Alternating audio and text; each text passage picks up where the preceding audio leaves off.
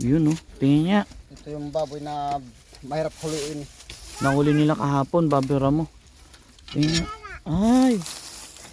Ay, tingnan nyo po. Luto na. Oo.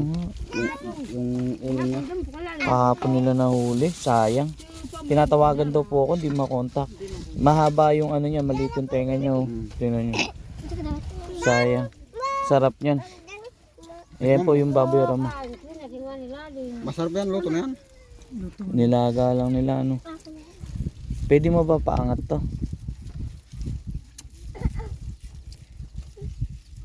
Ayun, luto na. Ayun, oh.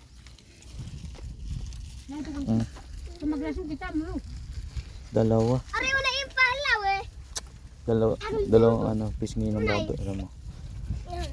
Niluto na nila. Kahapon daw po, tinatawagan ako. Eh, kaso hindi raw ako makontak. Sayang. Luto na ba yan? Sige nga, kainin mo nga. Luto na to. Anong luto ginawa nyo dyan? Ako po ito nilaga. Nilaga nyo lang? Pero mas masarap pag nilaga ng ganyan, malambot na. Kahapon lang yan. Bigyan lang asin. Pwede na. Gusto ko ano, gagatin mo buo. Ganon. Buhatin mo, tapos gagatin mo buo. Hindi ko naman maubos eh. Kahit na. Sige, mukbang. Yan. Oo nga, no. Luto na nga. Hindi matigas yung laman niya. Matigas. Malambot. Isipin nyo, no. Kahapon lang nila nahuli, hindi lang ako umabot. Sayang. Sayang na sayang, oh.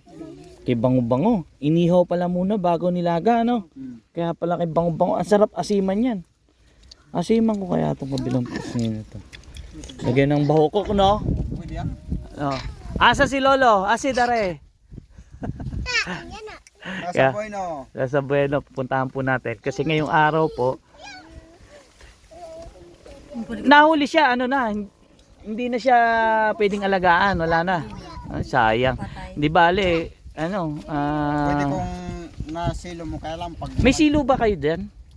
Kaya lang pag nahuli mo, pag nasilo mo, Hirap na rin maglakad. kumagat na yan. Nangangat din ng babera mo. Matapang. Matapang din. Nangahabol ba ng tao yan? Big yan, pag nahuli mo, Pwedeng alagaan. pwedeng alagaan. Nangahabol ba ng ano yan, ng aita? Oh, pag nakuha mo yan, talagang matapang yan. Malaban. Yung babera mo? Lumalaban talaga siya? Pare, ang babera mo pala, matapang nangahabol. Matapang din. Hindi katulad ng mga ordinaryong baboy, no? Tulad yung kapatid ni yung bunso nila, Tatay Orling, nangaso. Hindi natamaan. Oo. Siya ang sinakyan ng baboy. Oh, pero nahuli niya yung baboy. Oh, hindi na dumating yung manugang niya. Ay, ibig sabihin, nung yung baboy hindi niya tinamaan, nilusob siya. Kaya matapang yung baboy. Matapang pala mga baboyera mo. Doon po sila nangangasaw sa may bundok na yun. Tapos doon sa may gubat Kaya kung doon. nahuli mo to, Malalaki puno. kung nahuli mo to, dapat itali mo talaga. Nakakapos talaga, di makakawala yan. Para hindi makawala yung baboy. Siya nga pala yung ano, mga kabag, nanguhuli rin kayo, no? Dapat wag nyo nang hulihin yun. Kinakain lang yan.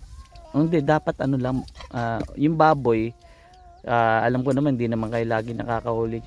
Ba't yung maliit na baboy mas mahirap hulihin kaysa sa malaki? Tanong ko lang.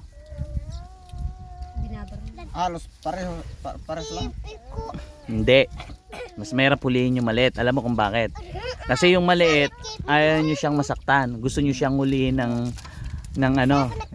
buhay, may uwi. Kaya mahirap hulihin. Hindi katulad ng malaki.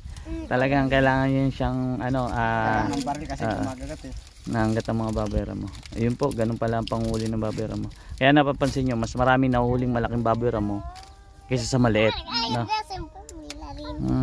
Punta na. Sama ka ba daw? Punta kay tatay. Mamaya, hinihintay ko muna yung nagtatrabaho. May puso ka ng saging? Puso daw. Saan galing?